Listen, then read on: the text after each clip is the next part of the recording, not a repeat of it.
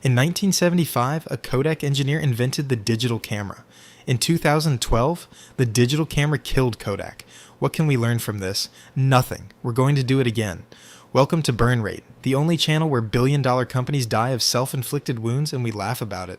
Today's corpse, Eastman Kodak, founded 1888, dead 2012. 124 years of yellow boxes turned to legal paperwork. Let's set the scene. It's 1976. Kodak owns 90% of the US film market and 85% of the camera market. If you took a photo in America, a Kodak executive got a tiny bit richer. They called film the ultimate razor blade business. Buy the camera once, buy film forever, pay Kodak to develop it, pay Kodak for the prints. A subscription service before subscription services, churn rate 0, because the alternative was not having memories. This was the era of the Kodak moment. That phrase wasn't a slogan, it was a cultural monopoly.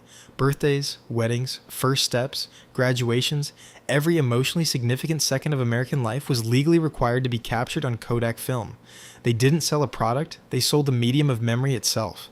You paid the yellow tax. Then, in 1975, a 24-year-old Kodak engineer named Steven Sasson built something in the basement. It weighed 8 pounds. It looked like a toaster mated with a tape recorder, held together by 1970s vibes. Super 8 lens, Motorola digitizer, 16 nickel-cadmium batteries, a Fairchild CCD chip. It captured a glorious 0.01 megapixels of black and white grain, and took 23 seconds to record a single image onto a cassette tape. The first photo was of a lab technician named Joy, who had no idea she was being photographed by the future. Sasson walked this contraption upstairs to a room full of Kodak executives. The reaction, by his own account, was horror. Their actual feedback, real quote, was, "That's cute, but don't tell anyone." The company that sold film looked at the thing that would replace film and said, "Let's keep it in the basement." Not because it didn't work, because it worked too well. They filed the patent, locked Sasson in a closet, and went back to selling yellow boxes. In 1991, after 16 years of pretending the future wasn't happening, Kodak released the DCS-100, a Nikon F3 body bolted to a 200 megabyte hard drive you carried in a 10-pound shoulder bag like a digital colostomy. Price tag, $13,000. That's $30,000 today. They sold a few hundred to news agencies and called it a strategy. Through the rest of the 1990s, Sony, Canon, Nikon are all moving. Kodak releases more digital cameras, half-heartedly, priced weirdly, marketed like an apology, because every digital camera sold was one less roll of film. Imagine Blockbuster inventing Netflix, then refusing to rent it out because late fees were really good that quarter. In 2001, they actually pull it off. Kodak EasyShare becomes the #1 digital camera brand in the United States. Victory! Except they're selling the cameras at a loss because their entire business model was built around making money on prints. They assumed people would keep printing photos. Just digital ones now. They built kiosks. They built home printers. They bet the company on the idea that humans would still want physical photos in shoeboxes in their closets. In 2010, a photo-sharing app launched called Instagram, acquired 2 years later for $1 billion. 13 employees. Kodak had 145,000. Nobody was printing photos anymore. They were posting them. Kodak had correctly predicted digital photography and completely misunderstood what people would do with it. Meanwhile, a slow-motion accounting horror was unfolding. Kodak had 60,000 American retirees collecting pensions and healthcare. As revenue collapsed, those obligations didn't. Every quarter, fewer people bought film, and the same number of retirees cashed checks. The pension fund became a financial tapeworm, eating cash the company no longer earned. By the late 2000s, Kodak was running a charity for its own former employees, funded by a film business that no longer existed. In 2004, Kodak was quietly removed from the Dow Jones after 74 years.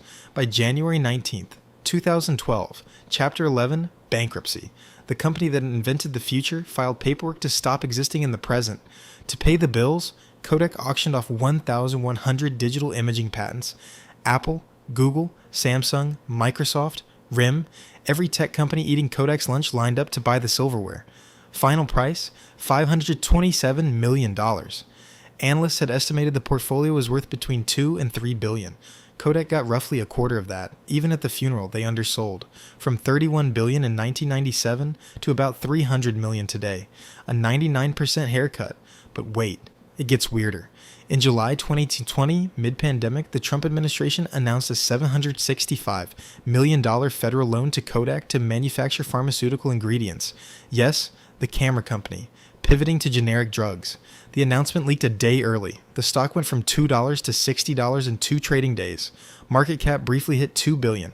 Executives, granted stock options the day before the announcement, made tens of millions overnight. The SEC opened an investigation. The loan was suspended within a week. Kodak, in its final form, briefly became a pump-and-dump meme stock pretending to make generic drugs. Today, the brand barely exists as a manufacturer. The yellow logo is a licensing operation. Kodak branded disposable cameras at airport gift shops, Kodak t-shirts at Urban Outfitters, Kodak power banks, Kodak photo frames, Kodak basically anything, because the trademark is for rent. The company that defined a century of memory survives by renting its corpse out to fast fashion. The lesson? If your engineer shows you the future, don't put it in the basement. Put it in production. Or at least, tell someone. I'm your host, and this has been Burn Rate. Don't forget to like, subscribe, and never trust a management team that says, "That's cute."